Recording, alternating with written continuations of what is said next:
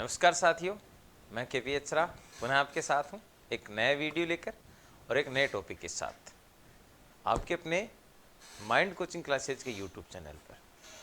साथियों, बहुत बहुत महत्वपूर्ण टॉपिक के साथ आज चर्चा शुरू कर रहे हैं। उससे पहले अपनी बातें शुरू करें और 4 लाइनों के साथ आज की बहुत बेहतरीन सुबह का शुरुआत करते हैं। देखिएगा, कि मायूस मत होना रे जिंदगी से, किसी भी वक्त तेरा नाम बन सकता है। अगर दिल में है तेरे आग और हौसले हैं बुलंद, तो अखबार बेचने वाला भी कलाम बन सकता है। शुरुआत करते हैं। आज का अपना जो टॉपिक रहेगा वो है संसद।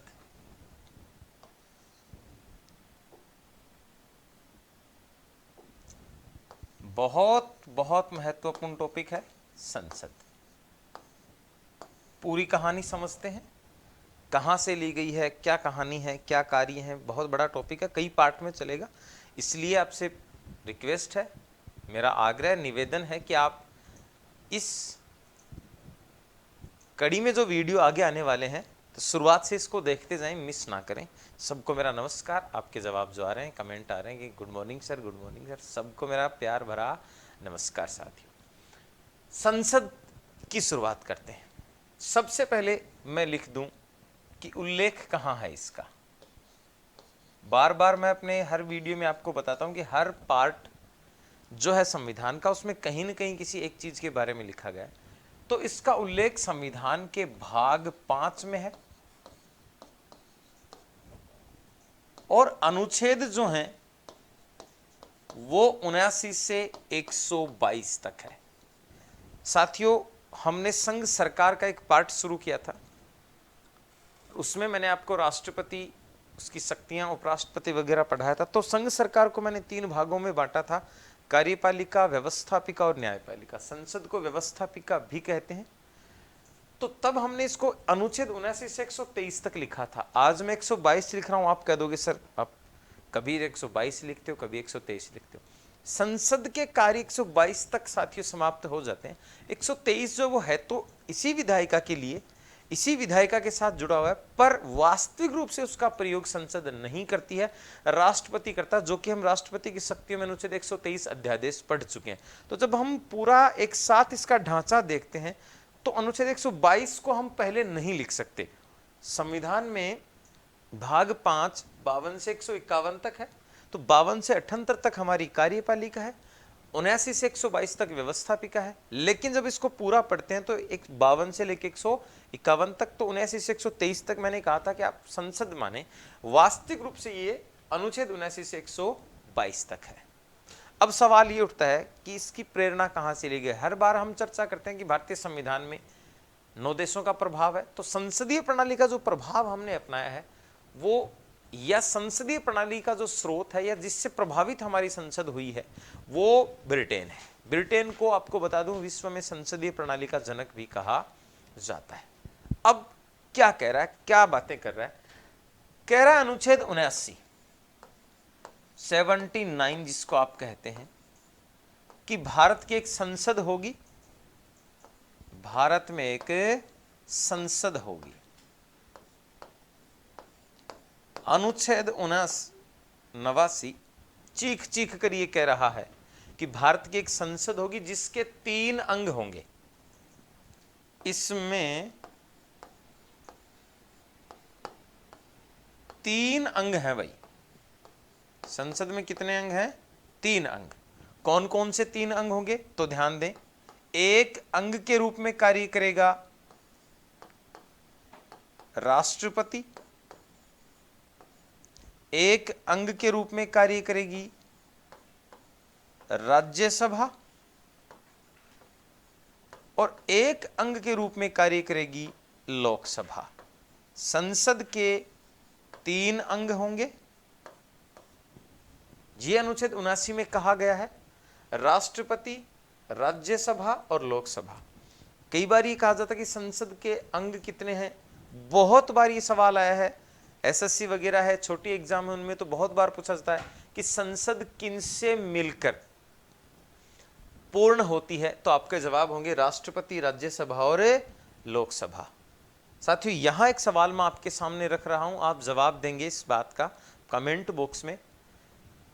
राष्ट्रपति को संसद का अंग किसकी सलाह पर बनाया गया था?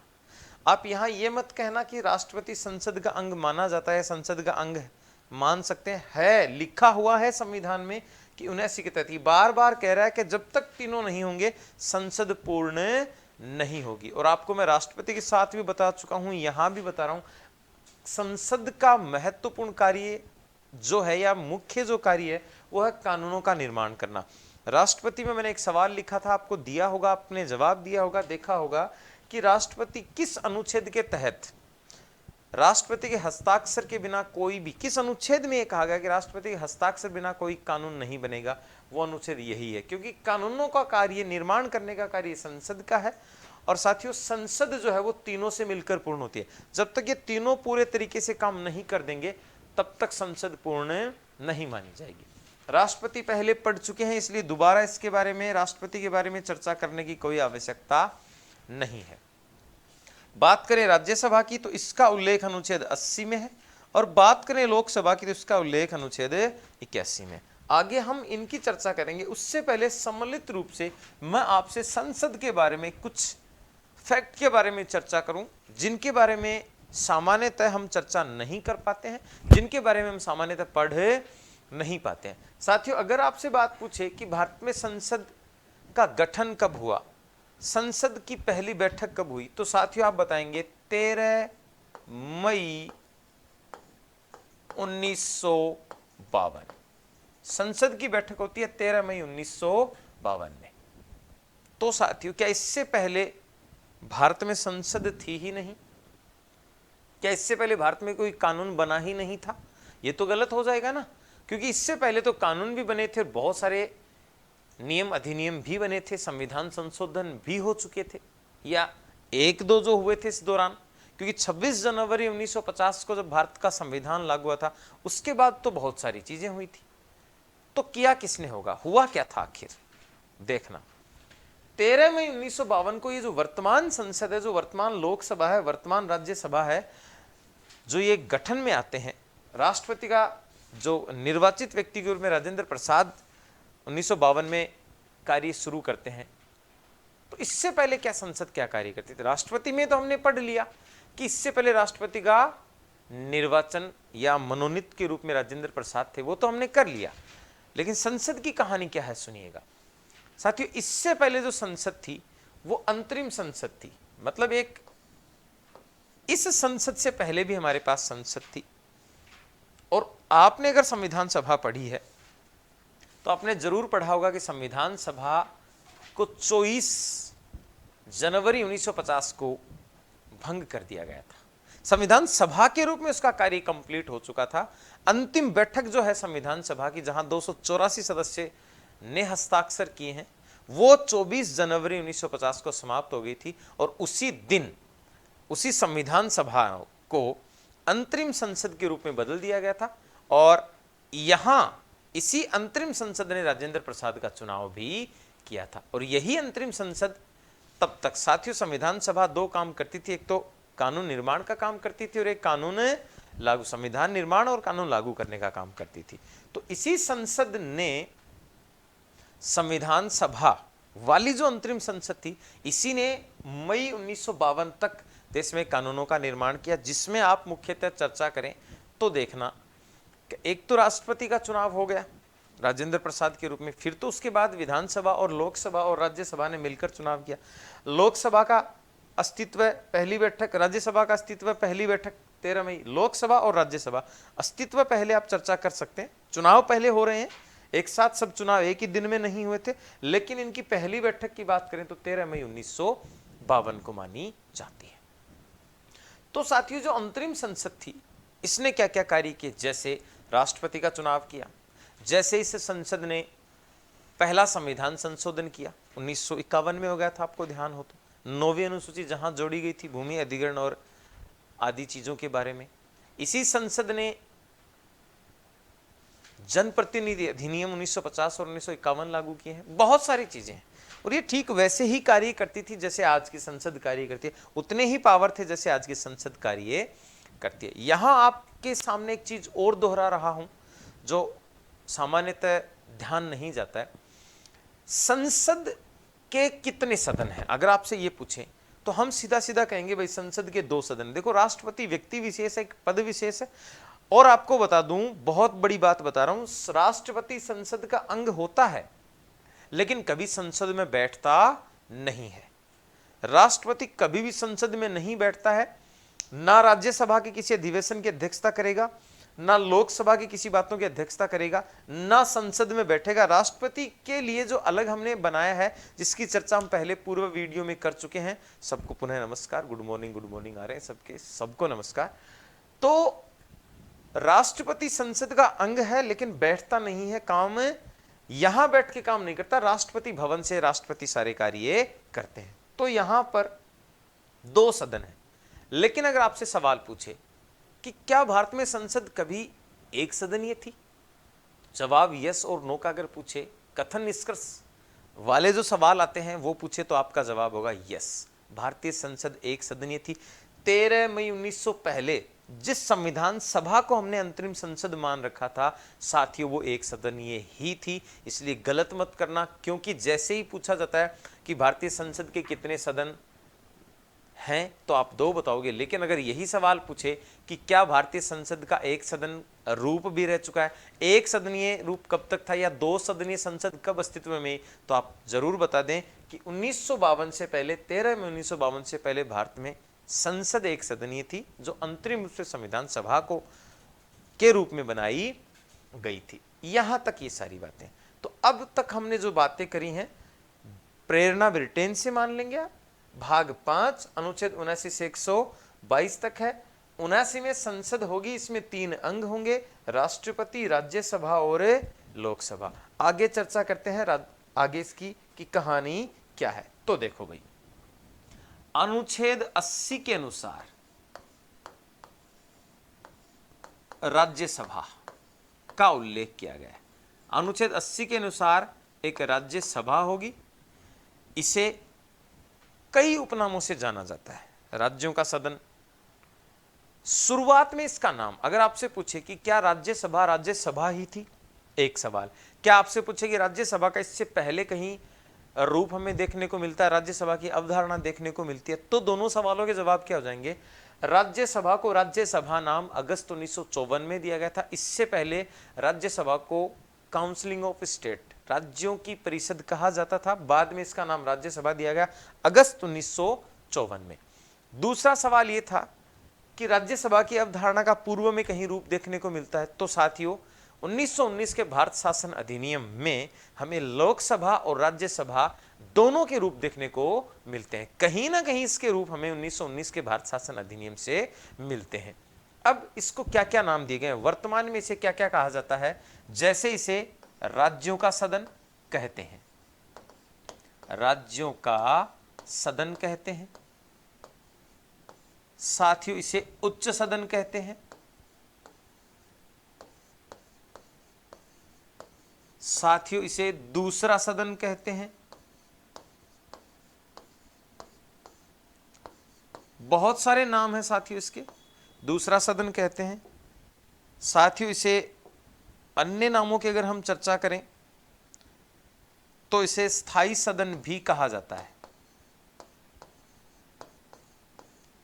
स्थायी सदन भी कहते हैं। ये नाम पूछे गए हैं कि राज्यसभा, जैसे ये किसको, स्थायी सदन कौन से सदन को कहते हैं, उच्च सदन कौन से सदन को कहते हैं, और बहुत सारे नाम है। अलोकप्रिय सदन इसको कहा जाता है, अनउत्तरदायी इसको कहा जाता है। कई सारे नाम, वयोवृद्ध सदन आप कह सकते हैं, रेड कारपेट कह सकते हैं। ये सारे नाम इसको राज्यसभा को कहे जाते हैं। ठीक ऐसे ही अनुच्छेद 81 में लोकसभा का उल्लेख है। और साथियों आपको बता दूं, लोकसभा को भी ऐसे ही नामों से जाना जाता है। साथियों यहां आपको मैं लॉजिक दे रहा हूं, जैसे कि हर वीडियो में बहुत सारी चीजों को मैं रटने के लिए आपको मना करता हूं। रटना तो होता ही नहीं है किसी भी चीज को, समझ लीजिए चीज को, क्योंकि रटी हुई चीज आपके मस्तिष्क में कुछ समय के लिए स्थायी रहती है। लेकिन अगर आपने किसी चीज को समझ लिया है तो वो जो अधिगम होता है वो लंबे समय तक स्थायी रहता है। इसलिए रटना बिल्कुल नहीं, कम से कम मेरे साथ अगर आप हैं, आप इस वीडियो को अगर देख रहे हैं, तो मैं बार बार आपको कहता हूं कि भूलना भूल जाओगे। साथियों, ये जो नाम है इनकी मैं आगे चर्चा करूंगा। ऐसे नहीं है कि आपको बोल दिया, लिखवा दिया कि भाई ये नाम राज्यसभा के हैं, 7-8 नाम आप रट लेना, याद कर लेना। बस कहा जाता है, क्योंकि जब कहा जाता है तो क्यों कहा जाता है, बिना किसी बात के कोई भी नाम कैसे कहा जा सकता है, कुछ तो बात होगी ना। तो इसकी मैं चर्चा करूंगा आपके साथ और एक एक नाम को बताऊंगा कि क्यों कहा गया। लोकसभा को भी ऐसे ही उपनाम दिए गए हैं, यहां मैं केवल नाम लिख रहा हूं। राज्यसभा पढ़ेंगे तो सारी नामों की चर्चा करूंगा मैं। जैसे जैसे आगे बढ़ता जाऊंगा आपको अपने आप क्लियर होता जाएगा कि राज्यों का सदन क्यों है, ये उच्च सदन क्यों है, ये दूसरा सदन क्यों है, ये स्थायी सदन क्यों है, सारे नाम आएंगे। लोकसभा को अब याद रखने का एक छोटा सा तरीका दे रहा हूं, समझाऊंगा सारी चीजें, याद रखने का लॉजिक दे रहा हूं। अगर आपने ये नाम याद कर लिए तो आप इसके विपरीत नाम याद कर सकते हैं। ये लॉजिक है, ऐसा कुछ है नहीं, वास्तविक रूप से लॉजिक हमने बनाया। जैसे देखो, राज्यों की जगह आप याद कर लेंगे जनता का सदन, जनता का सदन। आप इसके विपरीत नाम अगर विलोम शब्द आप बना सकते हैं तो देखिएगा, जनता का सदन। आप उच्च सदन की जगह क्या लिख देंगे, बोले सर निम्न सदन। एकदम सही है, तो कहां दिक्कत है, निम्न सदन। आपके सामने एक नाम है दूसरा सदन, तो अपने आप ही हो जाएगा ना यार प्रथम सदन। कहां याद करने की जरूरी पड़ रही है, अपने आप ही तो याद हो रहा है। आपके सामने एक स्थायी सदन है तो बोल दो ना फिर, बिल्कुल अस्थायी सदन, घबराना है तो नहीं है ना, अस्थायी सदन। आपके सामने एक नाम है अलोकप्रिय, तो बोलो ना फिर, क्या लिखूं, लोकप्रिय सदन, बिल्कुल सही है। मैंने और कुछ नाम बोले थे इसके, जैसे रेड कारपेट तो ग्रीन कारपेट लिख देंगे ना, जैसे वयोवृद्ध तो छोटा सदन लिख देंगे ना। आप ये चीजें ध्यान रखेंगे। तो ये दोनों इन सब के नाम दिए गए हैं। अब इसके बाद हम बात करें कि संसद की सदस्य संख्या सुनेंगे, संसद की सदस्य संख्या। आखिर संसद की सदस्य संख्या क्या है। साथियों, यहां मैं दो श्रेणी के माध्यम से आपको समझाना चाहूंगा। देखो, हमने अब तक क्या अध्ययन किया, थोड़ा सा 1 मिनट के लिए दोहरा लें, पुनः दोहरा देता हूं। हम बात करें भारतीय संसद की, और संसद में गठन की बात आए तो 13 मई 1952 को हुआ है।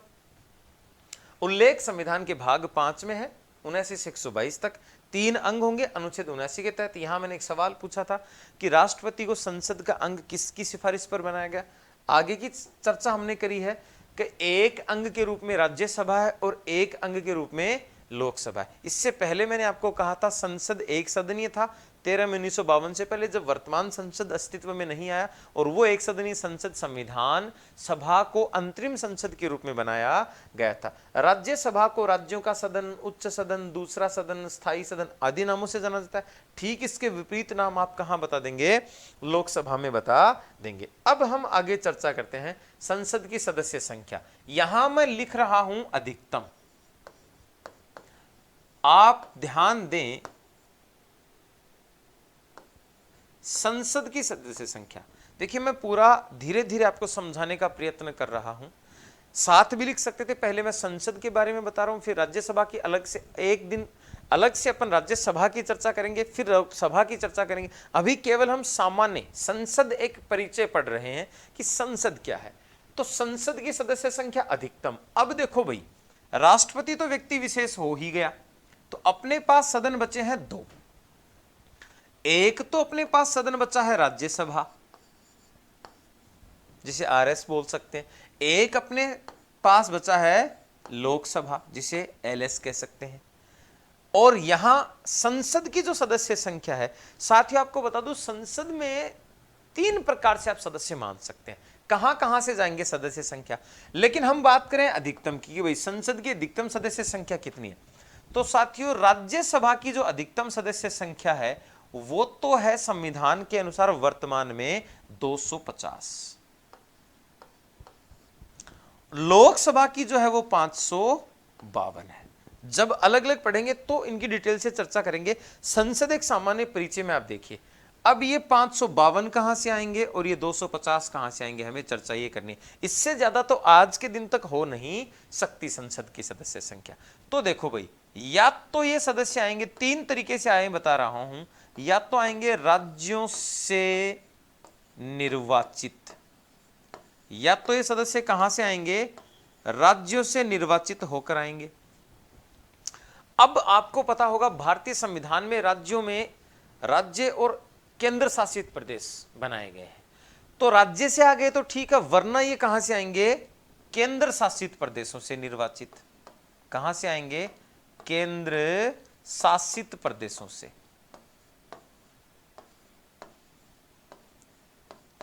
और राष्ट्रपति की शक्ति में पड़ा था मनोनीत सदस्य, या फिर कहां से आएंगे, मनोनीत।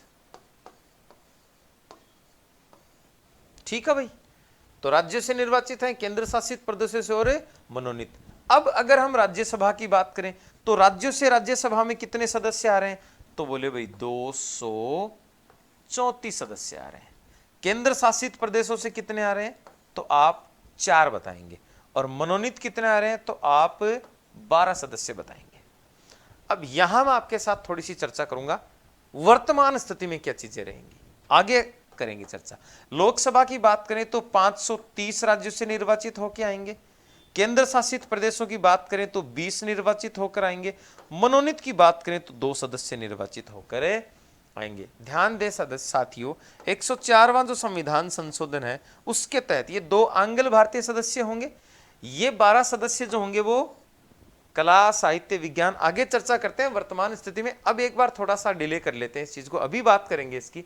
तो 104वें संविधान संशोधन के अनुसार आंशिक रूप से इनको स्थगित कर दिया गया, आंग्ल भारतीय को। यहां कुछ भी नहीं किया गया, केवल यहां ध्यान देंगे।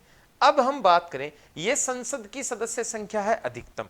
आज के दिन संसद की सदस्य संख्या पूछे कितनी हो सकती है, तो आप बता देना। राज्यसभा की 250 है, जिसमें 234, 4 और 12 तीन तरीके से आते हैं। आपसे बात करें लोकसभा की कितनी है, तो बता देना 552 है, 530, 20 और 2 आते हैं। साथियों आगे चर्चा करते हैं, पुनः दोबारा इसी सारणी को बनाते हैं। दोबारा लिख रहा हूं, संसद की सदस्य संख्या, संसद की सदस्य संख्या। पहले हमने बात करी अधिकतम की कि ज्यादा से ज्यादा कितनी हो सकती है, अब हम बात करेंगे वर्तमान की। वर्तमान कितनी होगी, तो देखना साथियों, संसद की वर्तमान सदस्य संख्या कितनी होगी। अब पुनः 2 सारणी बनाते हैं। भाई संसद के सदस्य या तो कहां से आएंगे, तो आप बोलोगे सर राज्य से, राज्यसभा से, या फिर कहां से आएंगे, लोकसभा से। 2 ही तो सदन है अपने पास, या तो राज्यसभा से आ जाएंगे या फिर लोकसभा से आ जाएंगे। अब हमने पिछले जो अध्ययन किया, राज्यसभा की अधिकतम 250 है साथियों, और लोकसभा की अधिकतम 552 है। कहां से आई मैंने बता दिया। अब अगर हम बात करें वर्तमान की, तो वर्तमान में राज्यसभा की सदस्य संख्या तो है 245, और लोकसभा की वर्तमान सदस्य संख्या मानी जाती है 545। अब वही कहां से आएंगे, तो या तो कहां से निर्वाचित हो जाएंगे, राज्यों से, या कहां से आएंगे, केंद्र शासित प्रदेशों से, और या फिर कहां से आएंगे, मनोनीत। अब समझेंगे।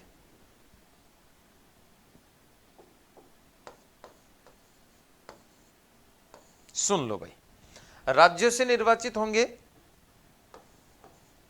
केंद्र शासित प्रदेशों से मनोनीत होंगे, यहां राज्यों से होंगे, केंद्र शासित प्रदेशों से होंगे और मनोनीत होंगे। अब देखो, राज्यों से 229, केंद्र शासित प्रदेशों से 4 और मनोनीत हो गए 12। आज के दिन की बात कर रहा हूं। अब सुनो, चेंज हो गए हैं आंकड़े बहुत सारे, आपको यहां बहुत गहराई से ध्यान देने की आवश्यकता है। यह व्यवस्था थी, इधर व्यवस्था क्या थी कि 530 तो राज्यों से आ रहे हैं, 13 केंद्र शासित प्रदेशों से आ रहे हैं, 2 मनोनीत हो रहे हैं। पहले ही चर्चा करते हैं, आंशिक रूप से स्थगित कर दिया गया, अस्थायी तौर पर स्थगित कर दिया गया। अब इन 13 में और इन 4 में हमें चर्चा करनी है। बदल गए ये 12 जो सदस्य मनोनीत होंगे, ये कौन होंगे, पहले तो इनकी चर्चा कर लें। तो ये होंगे साहित्य, राज्यसभा में राष्ट्रपति अनुच्छेद 80.3, राज्यसभा का उल्लेख अनुच्छेद 80 में और अनुच्छेद 80(3) के तहत मनोनीत करता है। जो 12 सदस्य वो कहां कहां से होंगे, पहले चर्चा कर चुके, फिर विस्तार से बता रहा हूं। साहित्य से होंगे, विज्ञान से होंगे, कला से होंगे, और जो चौथा है वो समाज सेवा से होंगे। ये 4 वर्ग हैं हमारे पास, 4 कैटेगरी हैं जहां से राष्ट्रपति राज्यसभा में सदस्य मनोनीत करता है। साहित्य, विज्ञान, कला और समाज सेवा। साथियों, कई बार ये सवाल पूछा गया है, बहुत बार संविधान में कुछ टॉपिक ऐसे हैं जिनके क्रम निर्धारण पूछ लेते हैं। जैसे प्रस्तावना से कई बार सवाल पूछा जाता है न्याय के बारे में, स्वतंत्रता के बारे में, कि क्रमानुसार क्या है। तो साथियों, ये मैंने ठीक उसी क्रम से लिखा जिस क्रम से संविधान में उल्लेख किया गया है। सबसे पहले साहित्य का उल्लेख है, दूसरा विज्ञान का उल्लेख है, तीसरा कला का, और चौथा समाज सेवा का उल्लेख है। इन 4 वर्गों से आते हैं। अब यहां जो महत्वपूर्ण चीजें हैं वो क्या क्या है। पहली बात तो ये कि कोई 3-3, 2-2, 4-4 का विभाजन नहीं किया गया। इन चारों में से होना चाहिए। 1 वर्ग के भी हो सकते हैं, 2 वर्ग के भी हो सकते हैं। दूसरी बात ये कि ये तय कैसे करेंगे, तो आपको बता चुका हूं, राष्ट्रपति जो है वो संवैधानिक और नाम मात्र का प्रमुख होता है, और प्रधानमंत्री और मंत्रिपरिषद वास्तविक कार्यपालिका के अध्यक्ष होते हैं। उनके द्वारा राष्ट्रपति को एक लिस्ट भेजी जाती है कि इस बार इसमें आपको मनोनीत करना है, इस व्यक्ति को मनोनीत करना है। अब वो कला से बताएं, साहित्य से बताएं, ये वहां पे डिपेंड करता है कि मंत्रिपरिषद ने किसको किस तरीके से किया। सबके बारे में, जैसे बहुत सारे कवियों को साहित्य के रूप में मनोनीत किया गया, जैसे रामधारी सिंह दिनकर का नाम आप ले सकते हैं, मैथिली शरण गुप्त का नाम आप ले सकते हैं, हरिवंश राय बच्चन का नाम आप ले सकते हैं। विज्ञान में बहुत सारे वैज्ञानिकों को मनोनीत किया गया है। कला में तो बहुत सारी चीजें आती हैं, जैसे नृत्य कला है, अभिनय कला है, जैसे जया बच्चन का नाम आप ले सकते हैं, मिथुन चक्रवर्ती का नाम आप ले सकते हैं। लेटेस्ट उदाहरण आपको दे रहा हूं। समाज सेवा में, कला में, अब समाज सेवा की अगर हम बात करें तो समाज सेवा किसी भी तरीके से की जा सकती है। इसका कोई स्पेशल ये कोई आइडिया नहीं होता कि ये इस व्यक्ति को इस तरीके से, समाज सेवा में जिस भी तरीके से समाज सेवा की है उसी तरीके से मनोनीत किया जा सकता है। बार बार जैसे आपके मन में भी एक सवाल आ रहा होगा, और हम जब ऑफलाइन पढ़ा रहे होते हैं तो आपका पहला सवाल होता है, सर खेल को किस में शामिल करेंगे। तो देखिए, खेल का कोई उल्लेख तो संविधान में किया नहीं गया। इन 4 शब्दों के अलावा मनोनीत करने का कोई उल्लेख नहीं किया गया। लेकिन आपको तो पता ही है, सचिन तेंदुलकर को किया गया, बिल्कुल अभी हुए थे, थोड़े दिन पहले ही रिटायर हुए। MC मैरी कॉम, आप नाम जानते हैं सबके, दोनों भारत के लिए बहुत बड़े व्यक्ति हैं। दोनों ही ने एक अभूतपूर्व कार्य किया। जैसे MC मैरी कॉम ने भारत की तरफ कई कई सारे विश्व रिकॉर्ड बनाए, टॉप महिला मुक्केबाज रह चुकी है। कहानी आप पढ़ोगे तो आपको लगेगा कि इंसान अगर चाहे तो क्या नहीं कर सकता। ऐसे लोगों को देख के लगता है कि असंभव कुछ भी नहीं होता। तो ये सारी चीजें, उसी प्रकार अब सचिन तेंदुलकर की बात करें, जिसे क्रिकेट का भगवान, मास्टर ब्लास्टर कहा जाता है, क्या नहीं है। तो साथियों, खेलना भी एक कला होती है। नवजोत सिंह सिद्धू का नाम आप ले सकते हैं, सचिन तेंदुलकर का नाम आप ले सकते हैं, MC मैरी कॉम का नाम आप ले सकते हैं। ये सारे जो हैं ये खेल से जुड़े हुए लोग हैं जिनको मनोनीत किया गया है। खेल कला में शामिल होता है, इसलिए बिल्कुल डाउट नहीं रखना। ये 4 प्रकार से 12 सदस्य राज्यसभा में अनुच्छेद 80.3 के तहत मंत्रिपरिषद की सलाह के अनुसार राष्ट्रपति मनोनीत करता है। अब आप आ जाओ लोकसभा में, तो ये 545 सदस्य हो गए। यहां पे कोई दिक्कत नहीं है, 530 राज्यों से निर्वाचित हो गए, 13 केंद्र शासित प्रदेशों से आगे, ये हो ही गया। अब अपनी जो चर्चा है वो ये कि केंद्र शासित प्रदेशों से 4 और 13, लेकिन आज के दिन वर्तमान स्थिति की बात करें। अब देखो, वर्तमान की बात अगर हम करें तो ये थोड़ा सा चेंज हो जाएगा भाई। चेंज क्यों हो गया? अब तक जो है वो बता रहा हूं, चेंज होने वाला है वो बता रहा हूं। यहां से 2 ही केंद्र शासित प्रदेश ऐसे थे जिनके सदस्य यहां पार्टिसिपेट करते थे। वो कौन कौन से हैं? तो 2 प्रदेश जो हैं, एक तो है दिल्ली और दूसरा है पुडुचेरी। 3 सदस्य दिल्ली से आते हैं, 1 सदस्य राज्यसभा में पुडुचेरी से आता है। यहां जो 13 सदस्य हैं वो दिल्ली से 7 आते थे और अन्य सभी से 1-1 आते थे। अगस्त 2019 से पहले तक कोई दिक्कत नहीं थी, लेकिन अचानक से अगस्त 2019 में एक आदेश हमने सुना कि जम्मू कश्मीर से धारा 370 को हटा दिया गया है। साथियों, आपको पता होगा जम्मू कश्मीर का संविधान अलग लिखा गया था, पूरा संविधान अलग था, जिसमें लगभग 158 अनुच्छेद माने जाते हैं, जिसके तहत जम्मू कश्मीर राज्य का संविधान चलाया जाता था। इसलिए उसको विशेष राज्य का नाम था, अलग संविधान था, अलग राष्ट्र ध्वज था, उसका अलग अलग झंडा था। राष्ट्र ध्वज तो एक ही होता है पूरे राष्ट्र का। जम्मू कश्मीर में बहुत सारी बातें अलग थी। तो अगस्त 2019 में जम्मू कश्मीर से धारा 370 को हटा दिया गया। अब यहां तक भी ठीक था, लेकिन हटाने के साथ साथ जो परिवर्तन किया गया वो ये किया गया कि जम्मू कश्मीर को केंद्र शासित प्रदेश बना दिया। जम्मू कश्मीर को केंद्र शासित प्रदेश बना दिया। अब देखो कहानी क्या हुई, दोबारा से सुनेंगे भाई। राज्यसभा में केंद्र शासित प्रदेशों से 4 थे और लोकसभा में केंद्र शासित प्रदेशों से 13 थे। यह हम केंद्र शासित प्रदेशों की बात करें क्योंकि परिवर्तन यही हुआ है, लेकिन राज्यों के साथ भी परिवर्तन हो गया। अब देखो, जब तक जम्मू कश्मीर राज्य था तो अपने पास राज्य थे 29 राज्य थे। तो यहां से तो राज्यसभा में आ रहे थे 229, ठीक है ना, वर्तमान में। और 4 ये 229 और 4 33 और 12 245 हो गए।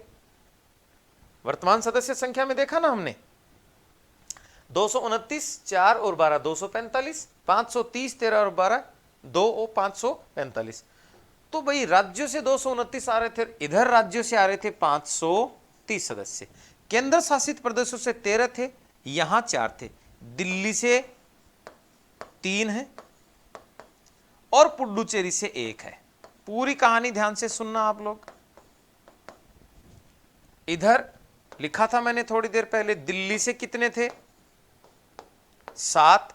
और अन्य जो अपने पास, देखिए इस समय तक केंद्र शासित 29 राज्य हैं और 7 केंद्र शासित प्रदेश हैं। तो दिल्ली से अकेले से 7 हैं, बाकी सभी से 6 थे। 6 और 7 13 केंद्र शासित प्रदेशों से लोकसभा में है, 3 और 1 4 राज्यसभा में है, 229 राज्यों से। अब जम्मू कश्मीर की बात करते हैं, J&K। अगस्त 2019 में जम्मू कश्मीर से धारा 370 हटाई और इसको क्या बना दिया? केंद्र शासित प्रदेश बना दिया। चलो भाई, बन गया।